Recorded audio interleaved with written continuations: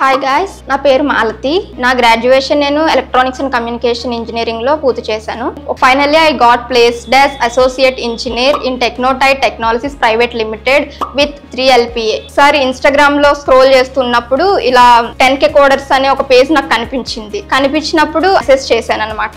చేసిన తర్వాత వాళ్ళు ఎక్స్ప్లెయిన్ చేశారు ఒక మెసేజ్ రూపంలో, లైక్ ఇలా ఉంటుంది, ముందు ఫ్రంట్ ఎండ్ నేర్పిస్తాము అండ్ ఫీజు వచ్చేసి ఇంత అని చెప్పి ఇలా చెప్పారు. ఒకసారి ఆలోచించాను, ఫ్రంట్ ఎండ్ కి ఇంత ఫీజా అని. ఒక 2 months నేను మళ్ళీ దానికి ఏ రిప్లై ఇవ్వలేదు. ఆ తర్వాత నేనే హైదరాబాద్ వచ్చాను డైరెక్ట్ గా. 10K కోడర్స్ అడ్రస్ తెలుసుకో నేను మా ఫ్రెండ్ తో పాటు వచ్చి మాట్లాడి చెప్పారు వాళ్ళు, ఇలా మీకు ఫుల్ స్టాక్ అంటే ఇట్లా ఉంటది, ఫ్రంట్ ఎండ్ ఉంటది, బ్యాక్ ఎండ్ ఉంటది, డేటాబేస్ ఉంటుంది, ఇంకా యాప్టిట్యూడ్ కూడా నేర్పిస్తామని చెప్పారు. And mostly I'm not that much good at aptitude, that's why I impressed there.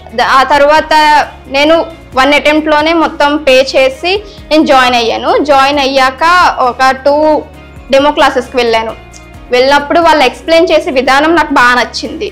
Like ఇప్పుడు ఒక ఏపీఐ కోసం చెప్పినప్పుడు ఏపీఐ అంటే ఎలా వర్క్ అవుతుంది, ఎక్కడి నుంచి ఎక్కడికి ఎలా, with the real time examples వాళ్ళు చెప్పారనమాట. దానివల్ల నాకేమనిపించిందంటే ఓకే ఇట్స్ వర్త్ అని చెప్పి ఇంటర్వ్యూస్కి అయితే అటెండ్ అవుతున్నాను, బట్ నేను క్వాలిఫై అవ్వట్లేదు. అప్పుడు ఒక రోజు నాకు శరత్ సార్ కూర్చోబెట్టి అడిగారు, లైక్ నిన్న ఇంటర్వ్యూ అటెండ్ అయితే ఈ రోజు ఎలా ఉంది అని చెప్పి, లైక్ ఏ క్వశ్చన్స్ అడిగారు, నువ్వు దానికి ఎలా ఆన్సర్ చేసావు, అప్పుడు నీ బాడీ లాంగ్వేజ్ ఎలా ఉంది, ఇలాంటి క్వశ్చన్స్ అడిగినప్పుడు అంటే రెక్టిఫై చేసుకోవచ్చు అనమాట మనం. లైక్ ఇప్పుడు నిన్న నాకు ఈ క్వశ్చన్ కి ఇలా ఆన్సర్ చెప్పకుండా ఇలా ఆన్సర్ చెప్పుకుంటే బాగుంటుంది కదా అని చెప్పి వాళ్ళు ఇచ్చే సజెషన్స్ అనేవి నాకు బాగా అనిపించాయి.